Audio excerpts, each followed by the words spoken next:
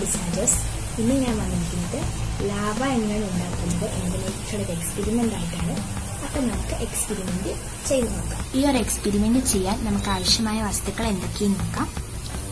കുറച്ച് വിനാഗിരി, കുറച്ച് ബേക്കിംഗ് സോഡ, കുറച്ച് ഫുഡ് കളറ്, പിന്നെ കുറച്ച് ഡിറ്റർജന്റ്.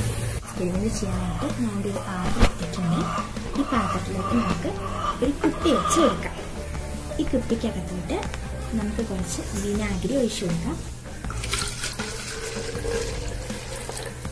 ഈ വിനാഗിരിക്കകത്തോട്ട് നമുക്ക് കുറച്ച് സോപ്പ് പൊടി ചേർത്ത് കൊടുക്കാം. ഇനി നമുക്കതിനകത്ത് കുറച്ച് ഫുഡ് കളർ ചേർത്ത് കൊടുക്കാം. ഇനി നമുക്ക് ഒരു സ്പൂൺ വെച്ച് ഇളക്കി കൊടുക്കണം. ഞാനിവിടെ ഒരു ക്രീം ഉണ്ടാക്കിയിട്ടുണ്ട്. നമുക്കൊരു കുപ്പിക്കകത്ത് വെച്ച് കൊടുക്കാം.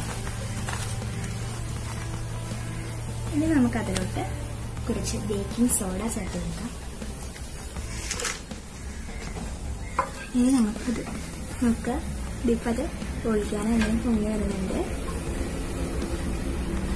നമ്മുടെ പാത്രത്തിൽ നമ്മൾ നോക്കുവാണെങ്കിൽ നമുക്ക് കാണാൻ പറ്റുന്നത് ഒഴിക്കാനായിട്ടുണ്ട്.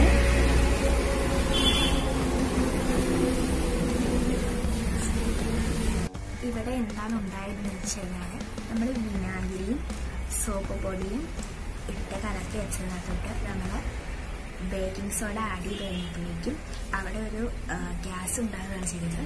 അപ്പം അതാണ് പുറത്തോട്ട് വന്നത്. ഇതുണ്ടായത് കാർബൺ ഡയോക്സൈഡാണ്. കാർബൺ ഡയോക്സൈഡ് പുറന്തള്ളപ്പെട്ടപ്പോഴാണ് ഇങ്ങനെ വന്നത്. നമ്മൾ സോപ്പ് പൊടി ആഡ് ചെയ്തതാണ് ഇതിനകത്ത് കാണാൻ പറ്റിയത്. നമ്മൾ ഫുഡ് കളർ ആഡ് ചെയ്തത് ഇത് കളറിൽ വന്നിട്ട് നമുക്ക് മനസ്സിലാക്കാൻ വേണ്ടിയിട്ടാണ്. ഫ്രണ്ട്സ്, നിങ്ങൾക്ക് എല്ലാവർക്കും ഈ വീഡിയോ ഇഷ്ടമായി വിചാരിക്കുകയാണ്. Thank you for watching.